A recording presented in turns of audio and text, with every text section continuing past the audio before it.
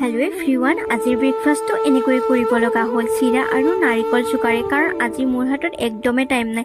আজি ডিউটিলৈ অলপ সোনকালে আহিব লগা হ'ল। আৰু চাওকচোন, মই আজি টিফিন নানাৰ কাৰণে মায়ে দেউতাৰ হাতত টিফিন দি পঠালে মোৰ কাৰণে, আৰু মই আচৰিত। মানে দেউতাৰ এটা কাম আছিলে ইয়াতে, কিন্তু আজি নাহিলে হয়, কিন্তু মায়ে জোৰ কৰি মানে পঠাই দিলে, কাৰণ টিফিনটোও মোক দিব পাৰিব। আৰু ইমান ধুনীয়াকৈ মাছৰ আঞ্জা, পটল ভাজি, টেঙাৰ আঞ্জা এনেকৈ বনাই পঠিয়াইছে।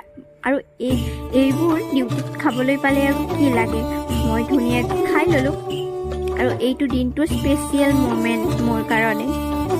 আৰু এয়া ঘৰৰ কিবা মাল আনিব লগা আছিলে, দেউতাই ঠিক কৰি থৈ আহিছিলে, আৰু আহোঁতে মই লৈ আহিলোঁ।